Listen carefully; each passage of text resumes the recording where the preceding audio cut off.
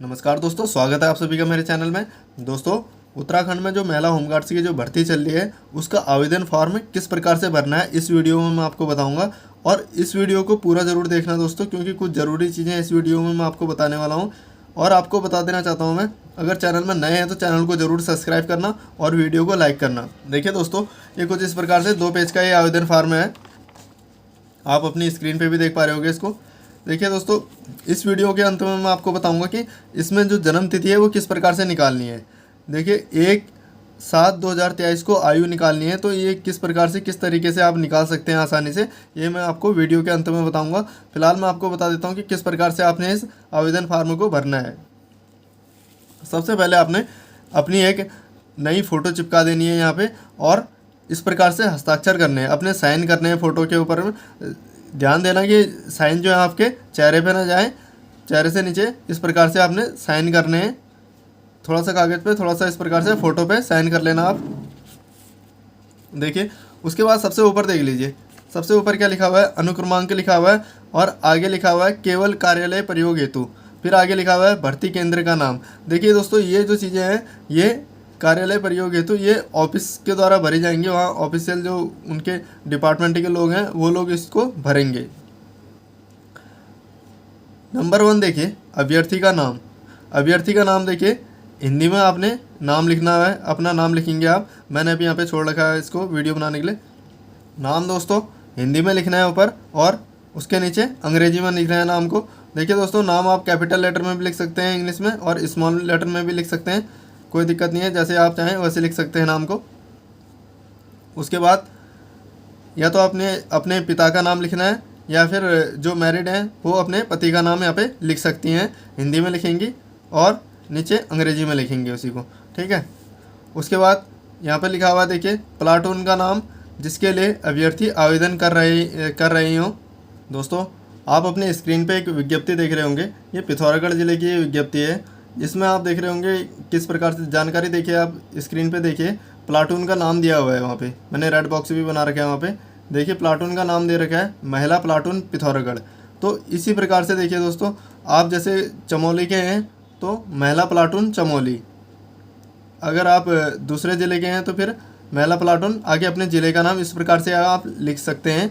या फिर आप चाहें तो उसको छोड़ भी सकते हैं, जैसे आप जिस दिन फॉर्म देने के लिए जाएंगे तो वहाँ आप जानकारी को जुटा सकते हैं, और वहीं पे इस चीज़ को भर के फिर तुरंत वहीं पे सबमिट कर सकते हैं। क्योंकि जब आप जाएंगे इस फॉर्म को जमा करने के लिए, इस कोशिश करें कि फॉर्म को जमा करने खुद जाएं, अपने ज़िले में जहाँ भी ये फॉर्म को जमा करना है आपने, आप खुद जाएं। और देखिए, ये भर्ती ऐसी है, इसमें बहुत आपको सैकड़ों लोग, हज़ारों लोग वहाँ नहीं मिलेंगे। जब भी आप फॉर्म जमा करने लगेंगे इतनी वहाँ भीड़ भाड़ नहीं मिलेगी, हो सकता है 10-20 लोग वहाँ होंगे। तो आप जब जाएंगे फॉर्म को जमा करने के लिए तो वहाँ पे आपकी बातचीत वहाँ ऑफिस में हो जाएगी। ऐसा नहीं है कि आपको वहाँ कोई मिलेगा नहीं, वहाँ आपको बातचीत हो जाएगी। कुछ पूछना चाहते हो तो आप वहाँ पूछ भी सकते हो, और पूछोगे तो उसी समय उस चीज़ को अगर कोई गलती होगी तो उसको सही भी कर सकते हो। कोई डॉक्यूमेंट कम रह गया तो डॉक्यूमेंट फिर दोबारा आप ला भी सकते हो। इस प्रकार से कई फ़ायदे रह जाते हैं अगर आप खुद जाते हैं तो। देखिए, और कोशिश करें, एक बात मैं आपको बता देना चाहता हूँ मैं, देखिए 10-15 रुपये का ये फॉर्म मिलता है। कोशिश करें एक एक्स्ट्रा फॉर्म भी अपने साथ में लेके जाएंगे, ब्लैंक फॉर्म एक साथ में लेके जाएंगे। अगर ऐसी कोई दिक्कत आती है, कुछ ऐसे बदलाव वाली चीज़ें आपको लगती है कि आपसे कुछ गलती हो गई है, तो उसमें वहीं पता करके डाउट वाली चीज़ वहीं पूछ के उसको दोबारा भर के सबमिट भी कर सकते हैं। देखिए, ये खुद सबमिट करने जब जाओगे तो उसके कई फ़ायदे रहते हैं। फिलहाल देखिए, आप स्क्रीन पे देख पा रहे हो कि महिला प्लाटून पिथौरागढ़ लिखा है, तो इसी हिसाब से आप लिख सकते हैं अपने ज़िले का भी, ठीक है। स्थायी पता देख लीजिए, गांव का नाम यहाँ पे मैंने जैसे छोड़ रखा है वीडियो बनाने के लिए, तो आपने क्या करना है, गांव का नाम लिखना है, आगे पोस्ट ऑफिस लिखना है, फिर ज़िला लिखना है अपना। जैसे ज़िला मैंने उधम सिंह नगर लिखा हुआ है, इसी प्रकार से आपने अपना ज़िला लिखना है। फिर उसके बाद राज्य लिखेंगे, पिन कोड लिखेंगे। तो इस प्रकार से पूरा एड्रेस अपना लिखेंगे यहाँ पे स्थायी पता में।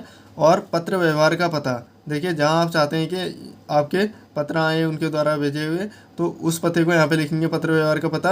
अब मैंने यहाँ पे उपरोक्त लिख दिया है, तो यहाँ पे सेम पता है तो सेम ऊपर वाला ही है माना जाएगा। आप चाहें तो सेम पता उतार भी सकते हैं, नीचे दोबारा लिख सकते हैं उसी पते को, या फिर उपरोक्त लिख सकते हैं, या जो आपका पत्र व्यवहार का पता है उसको लिख सकते हैं। ये चीज़ आप समझ गए होंगे आशा करता हूँ। अब आगे देख लीजिए, 6 नंबर कॉलम देख लीजिए, 6 नंबर पॉइंट में क्या दे रखा है, यहाँ पे जन्म तिथि लिखनी हुई है, जन्म तिथि लिखनी है अंकों में। देखिए जैसे ये जन्म तिथि है 2/1/1987, तो इस प्रकार से लिखने है, दिन लिखेंगे पहले, फिर महीना, फिर साल, इस प्रकार से जन्म तिथि लिख लेंगे। फिर इसी को शब्दों में किस प्रकार से लिखना है, देखिए 2 जनवरी 1987, तो इसी प्रकार से जन्म तिथि शब्दों में आप लिख लेंगे। उसके बाद देखिए 1/7/2023 को अपनी डेट ऑफ बर्थ निकाल लेनी है, 36 साल 5 महीना 30 दिन, इस प्रकार से इसकी कैलकुलेट करके ये वर्ष माह दिन इस प्रकार से निकाल लेने हैं। देखिए दोस्तों, ये वीडियो के अंत में मैं आपको बता दूंगा किस प्रकार से ये निकालनी है डेट ऑफ बर्थ 1/7/2023 के हिसाब से।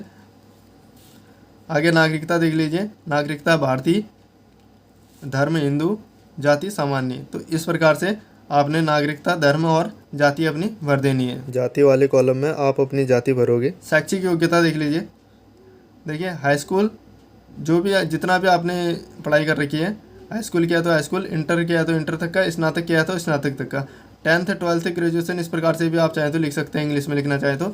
बोर्ड का नाम अगर सीबीएसई बोर्ड से किया तो सीबीएसई बोर्ड, उत्तराखंड से बोर्ड किया, उत्तराखंड बोर्ड से किया तो उत्तराखंड बोर्ड, इस प्रकार से लिख देंगे। उसके बाद साल लिख देंगे, किस साल में आपने पास किया है, जैसे यहाँ पे मैंने लिखा हुआ है 2003 में हाई स्कूल, 2005 में इंटरमीडिएट, 2008 में स्नातक, तो इस प्रकार से आप अपने डॉक्यूमेंट के हिसाब से इसको लिख देंगे। उसके बाद श्रेणी लिखनी है, आप फर्स्ट, सेकंड, थर्ड इस प्रकार से भी लिख सकते हैं, जो भी श्रेणी आपने प्राप्त कर रखी है। जैसे मैंने यहाँ पे द्वितीय लिखा हुआ है, तो उसी प्रकार से प्रथम, द्वितीय, तृतीय भी लिख सकते हैं आप, या फिर इंग्लिश में फर्स्ट, सेकंड, थर्ड इस प्रकार से भी लिख सकते हैं इसको। आगे 9 नंबर देखिए, 9 नंबर स्टेप में क्या दे रखा है, अभ्यर्थी का व्यवसाय मैंने यहाँ पे कृषि लिख दिया है। आप छात्रा हैं तो छात्रा भी लिख सकते हैं, अपनी जो भी आपका कोई दूसरा व्यवसाय है तो दूसरा व्यवसाय भी आप लिख सकते हैं। यहाँ पे कृषि लिखा हुआ है मैंने, या कोई व्यवसाय अगर नहीं है तो उसको छोड़ भी सकते हैं। देखिए शारीरिक माप में देखिए अभी अभ्यर्थी द्वारा न भरा जाए, तो इसको आपने छोड़ देना है शारीरिक माप को, इसको ये कार्यालय द्वारा भरा जाएगा इसको। उसके बाद 11 नंबर में देखिए, स्थानीय 2 व्यक्तियों का नाम व पता जो अभ्यर्थी के संबंध में जानकारी रखते हों लेकिन उनके रिश्तेदार ना हों, और जो चाल चलन के बारे में जानकारी दे सकें। देखिए अपने 2 पड़ोसियों का नाम दे देना आप, जो आपके रिश्तेदारी में ना आते हों, और आगे उनके गांव का नाम और सामने पर फ़ोन नंबर लिख देना उनका। देखिए यहाँ पे देर का मोबाइल लिखा हुआ है, तो उनका आगे मोबाइल नंबर भी लिख देना। देखिए ये तो 11 पॉइंट ये हो गए हैं।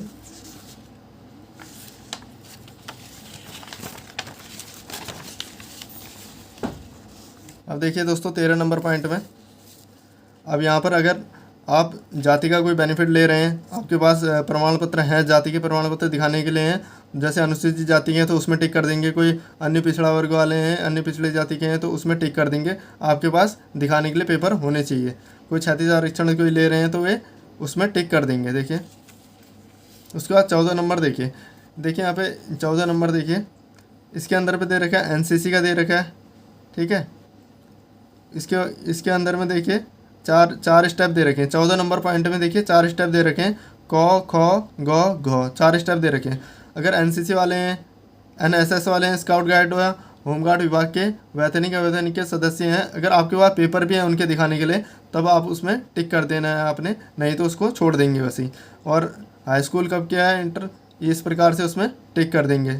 और खेल कूद में देखिए आपके पास दिखाने के लिए पेपर होने चाहिए, प्रमाण पत्र होने चाहिए, जो भी आपने खेलों में हिस्सा ले रखा है तो उसके आगे टिक कर देंगे, चाहे मंडल स्तर में हिस्सा लिया हो, चाहे जिला स्तर में, चाहे राज्य स्तर में हिस्सा लिया हो। उसके बाद वाहन का आपके पास लाइसेंस है तो आप टिक कर देंगे, नहीं तो उसको वैसे ही छोड़ देना है आपने। उसके बाद ये घोषणा दी हुई है यहाँ पे 15 नंबर में। उसके बाद आपने क्या करना है, यहाँ पे अभ्यर्थी के हस्ताक्षर, यहाँ पे आपने साइन कर देने हैं अपने, यहाँ पे साइन कर देने, और अभ्यर्थी का नाम, यहाँ पे नाम लिखेंगे और ऊपर साइन कर देंगे, और यहाँ पे स्थान लिख देंगे जहाँ से आप फॉर्म को अप्लाई कर रहे हैं वो स्थान लिख देंगे, और दिनांक लिख देंगे कि जिस दिनांक को आप भेज रहे हैं। देखिए ये तो मैंने आपको बता दिया कि कंप्लीट फॉर्म आपने किस प्रकार से भरना है। जैसे आप कंप्लीट फॉर्म को भर लेंगे तो उसके बाद इसी फॉर्म के साथ में अपने ये डॉक्यूमेंट भी लगा देंगे। देखिए डॉक्यूमेंट में आपने क्या क्या लगाना है, इसी जैसे फॉर्म होगा आपके साथ, फॉर्म के साथ में फिर शैक्षिक योग्यता के सारे प्रमाण पत्र लगा देंगे, जो भी शैक्षिक योग्यता के प्रमाण पत्र हैं, और जितने भी प्रमाण पत्र जो भी फोटोकॉपी लगाओगे ना उसमें आपने साइन कर देने हैं। अपने सारे फोटोकॉपी में अपने साइन करोगे, वो सेल्फ अटेस्टेड हो जाएंगे वो। और उसके बाद स्थायी लगा दोगे, शैक्षिक प्रमाण पत्र लगाओगे, स्थायी लगाओगे, और जाति प्रमाण पत्र लगाओगे, चरित्र प्रमाण पत्र ओरिजिनल लगा देना, और आधार कार्ड की फ़ोटोकॉपी लगा देना। तो इस प्रकार से ये फ़ोटोकॉपी लगाओगे। और देखिए एक आयु प्रमाण पत्र उसमें दे रखा है, एक आयु प्रमाण पत्र। देखिए इससे पहले वीडियो में मैंने आयु प्रमाण पत्र का जिक्र नहीं किया था। देखिए आयु प्रमाण पत्र उसमें दे रखा है। देखिए पहले क्या होता था कि इसमें जो योग्यता मांगते थे वे 8वीं पास तक मांगते थे, 8वीं पास वाले को भी मांगते थे इसमें। तो उसमें क्या होता था कि आयु प्रमाण पत्र अलग से बनवाना होता था। लेकिन अब क्या है, इसमें हाई स्कूल न्यूनतम योग्यता मांग रखी है। तो देखिए हाई स्कूल की जो डेट ऑफ बर्थ उसमें जो लिखी होती है तो वो एज प्रूफ का काम करती है, वो एज प्रूफ का काम करती है। तो उस हिसाब से आप आयु प्रमाण पत्र नहीं भी बनाएंगे तो वो चीज़ चल जाएगी आपकी। क्योंकि मैंने अपनी ओर से जानकारी जुटाई थी, अधिकतर लोग जो हैं बिना आयु प्रमाण पत्र के सबमिट कर रहे हैं इस फॉर्म को, हो जा रहा है, कोई दिक्कत नहीं है। लेकिन फिर भी आप चाहते हैं तो आयु प्रमाण पत्र के लिए आप तहसील में पता करना, तो उस हिसाब से आप बना सकते हो उस तरीके से। नहीं तो दोस्तों अधिकतर लोगों ने बस यही डॉक्यूमेंट अपने जमा कर रहे हैं, आयु प्रमाण पत्र के बिना उन्होंने जमा कर रखा है अधिकतर लोगों ने। और जितने लोगों से मैंने जानकारी जुटाई थी उन लोगों की मैं बात कर रहा हूँ, और उन्होंने जो है आयु प्रमाण पत्र नहीं दिया था अपना, वो हाई स्कूल के सर्टिफिकेट से एज प्रूफ हो जाती है। देखिए दोस्तों बाकी कुछ पेपर और हैं, आप स्क्रीन पे देख पा रहे होगे। तो ये पेपरों के बारे में मैंने पहले ऑलरेडी वीडियो बना रखा है, आप विस्तार से देख सकते हैं वीडियो वाले सेक्शन में जाके। ये जैसे कोई अर्ध सरकारी वाले हैं तो वो अनापत्ति प्रमाण पत्र लाएंगे, कोई EWS का लाभ ले रहे हैं तो उसका प्रमाण पत्र बनाएंगे, कोई पर्वतीय क्षेत्र का बेनिफिट लेना चाहते हैं तो उसका प्रमाण पत्र बनाएंगे, NCC वाले हैं तो उसका प्रमाण पत्र लगाएंगे, कोई खेलकूद वाले हैं तो उसका प्रमाण पत्र लगाएंगे, कोई वाहन चालक हैं तो उसका लाइसेंस लगाएंगे। ठीक है, तो इस प्रकार से ये तो प्रमाण पत्र की जानकारी होगी। जो भी आपके पास डॉक्यूमेंट हैं वो ये इनमें से उनको आपने लगा देना है। ये चीज़ें आप समझ गए होंगे। उसके बाद देखिए दोस्तों ये सारे आप स्टेपलर जब कर दोगे, इन सबको स्टेपलर कर देना आप फॉर्म के साथ में ही। और उसके बाद इस प्रकार से एक लिफाफा बाज़ार से ले आना, इस प्रकार से एक लिफाफा ले आएंगे, टू करके आप उनका एड्रेस डाल दोगे, फ्रॉम करके अपना एड्रेस डाल दोगे, और ये सारे पेपर इस लिफाफे के अंदर डाल देना है। और इस लिफाफे को आपने खुद जाके जमा करेंगे तो वो सबसे अच्छा रहेगा,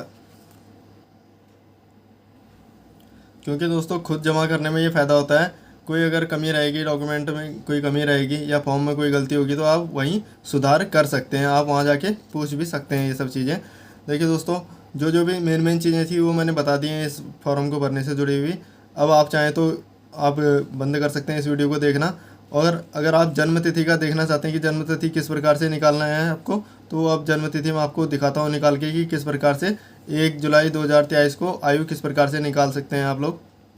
ये देखिए दोस्तों उम्र निकालने के लिए जिस तारीख में उम्र निकालनी है, देखिए सबसे पहले आपने वो तारीख लिख लेनी है जिस तारीख को आपने जिस तारीख में आपने उम्र निकालनी है। देखिए अब जैसे हमें भी होमगार्ड भर्ती का फॉर्म भरना है तो इसमें क्या लिखा हुआ है, देखिए 1/7/2023 को आयु, मतलब 1 जुलाई 2023 को आपके उम्र कितनी है ये निकालना है हमें, तो वो यहाँ पे हम लिख लेंगे। देखिए 1/7/2023 इस प्रकार से दिन माह वर्ष लिख लेना ताकि आपको निकालने में सुविधा हो। ठीक है, उसके बाद अपनी जन्म तिथि नीचे लिख देना, जो भी जन्म तिथि है। मैं यहाँ पे एक उदाहरण के लिए लिख रहा हूँ, देखिए 2/1/1987 ये जन्म तिथि होगी और ये जिस तारीख को हमें निकालना है। ठीक है, अब उसके बाद सबसे पहले दिन माइनस करेंगे हम।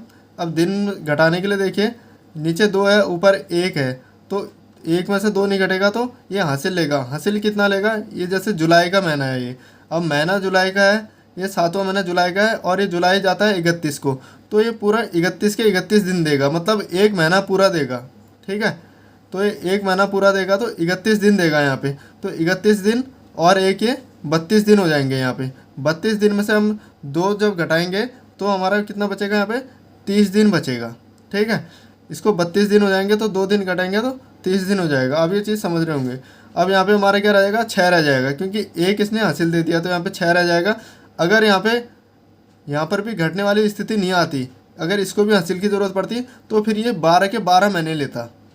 अगर ऐसी स्थिति आ जाती कि महीने को हासिल चाहिए होता तो ये 12 के 12 महीने पूरा 1 साल यहाँ पे हासिल जाता, पूरे 12 के 12 महीने फिर यहाँ पे जुड़ते। फिलहाल हमारा यहाँ पर घट रहा है तो हम यहाँ पर अब 6 बचा तो 6 में से 1 घटाएंगे तो ये 5 आएगा हमारा, ये 5 महीने हो जाएंगे। ठीक है, उसके बाद अब यहाँ पे 2023 है, 2023 में से 1987 घटाना है। तो 2023 में से जब आप 1987 घटाएंगे तो इस प्रकार से हमारा ये 36 आ जाएगा। तो इस प्रकार से आप डेट ऑफ बर्थ निकाल सकते हैं। इस प्रकार से ये 1 जुलाई 2023 को उम्र कितनी हो रही है, 30 दिन 5 माह और 36 वर्ष। तो इस प्रकार से आप आसान तरीके से उम्र निकाल सकते हैं। दोस्तों, अगर फिर भी आपको कोई कन्फ्यूजन होती है तो आप यूट्यूब पर जैसे सर्च करेंगे उम्र निकालने का तरीका, डेट ऑफ बर्थ निकालने का तरीका आप सर्च करेंगे तो आपको बहुत सारे वीडियो मिल जाएंगे। उसमें अलग अलग प्रकार के एग्जाम्पल दे रखे हैं, तो उससे आपको समझने में और भी आसानी हो सकती है। आप और भी इसमें वीडियो सर्च करके देख सकते हैं अगर आपको कोई दिक्कत आती है तो। बाकी दोस्तों, इस फॉर्म से जुड़ी हुई जो भी मेन जानकारियाँ थी वो मैं आपको ऑलरेडी बता चुका हूँ मैं। बाकी अगर कुछ भी अगर नई जानकारी अगर निकल कर आएगी तो उसके लिए अलग से मैं वीडियो बना दूंगा। आप चैनल को सब्सक्राइब कर लेना और वीडियो को लाइक करना। इस वीडियो में फ़िलहाल इतना ही। मिलता हूँ किसी दूसरे वीडियो में भर्ती की एक नई जानकारी के साथ। तब तक के लिए बाय, धन्यवाद।